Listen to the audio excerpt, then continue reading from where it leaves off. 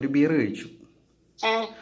Drinks ഒന്നും കഴിച്ചില്ല, ഒരു ബിയർ മാത്രമേ കഴിച്ചുള്ളൂ. ഒരു ബിയറും കഴിച്ചു, ഒരു ചിക്കൻ ഫ്രൈഡ് റൈസും ഓർഡർ ചെയ്തു, അതും കഴിച്ചു.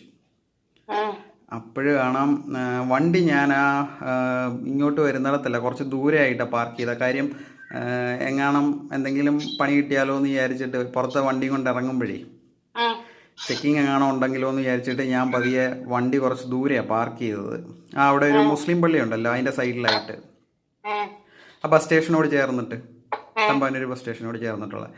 അപ്പോഴ് ഞാൻ അവിടെ നിന്ന് ഇറങ്ങി വരുമ്പോൾ പുറകിന് പോലീസുകാർ വരുന്നത് ഞാൻ കണ്ടില്ല കേട്ടോ. വണ്ടി വന്ന് സ്റ്റാർട്ട് ചെയ്ത് ഇവർ വന്ന് കൈ കയറി പിടിച്ച്, എന്നിട്ട് എന്നോട് ചോദിച്ച് ഡ്രിങ്ക്സ് കഴിച്ചിട്ടുണ്ടോ എന്ന് ചോദിച്ചു. ഞാൻ പറഞ്ഞില്ല, ഡ്രിങ്ക്സ് കഴിച്ചില്ല, ബിയർ കഴിച്ചെന്ന് പറഞ്ഞ്, ഒരു ബിയർ കഴിച്ചിട്ടുണ്ടെന്ന് പറഞ്ഞു. അപ്പോൾ അവർ പറഞ്ഞ് ഒരു കാര്യം ചെയ്യും, നേരെ സ്റ്റേഷനിലോട്ട് കൊണ്ടുപോകാമെന്ന് പറഞ്ഞു. അങ്ങനെ ഇപ്പോൾ ഇവിടെ ഇരിക്കുകയാണ്, സ്റ്റേഷനിൽ തമ്പാനൂര്.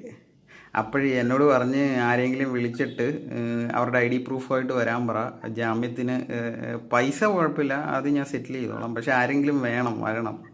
അപ്പോൾ അച്ചുവിൻ്റെ അടുത്ത് വിളിച്ച് പറഞ്ഞു കഴിഞ്ഞാൽ അച്ചു ഫയർ ചെയ്യും. ചേച്ചി ഒന്ന് വരാൻ പറ്റുമോ? എവിടെയാണ്? നമ്മുടെ തമ്പാനൂർ പോലീസ് സ്റ്റേഷനിൽ. തമ്പാനൂർ പോലീസ് സ്റ്റേഷൻ അറിയത്തില്ലേ? ഇല്ല. Best team. Thampanoor bus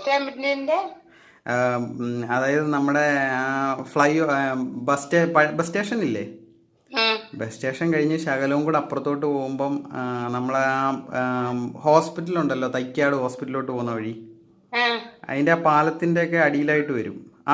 theatre ഇല്ലേ, ന്യൂ തിയേറ്റർ, അതിൻ്റെ നേരെ ഓപ്പോസിറ്റ് അവിടെയാണ്.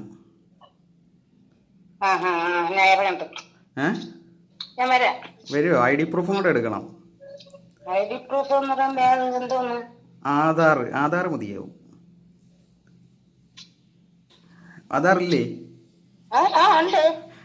അപ്പോഴ് പൈസ ഫൈൻ ഓൾറെഡി ഞാൻ അടച്ചു.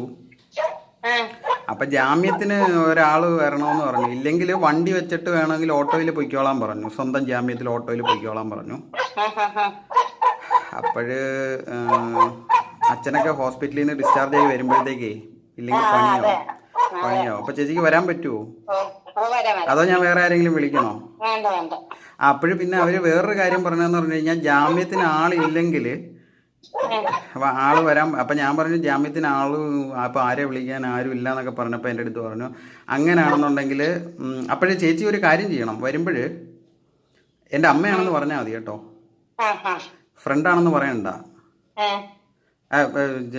മീൻസ് അച്ഛൻ്റെ ചേച്ചിയാന്നല്ല പറയേണ്ടത്, എൻ്റെ അമ്മയാന്ന് പറഞ്ഞാൽ മതി.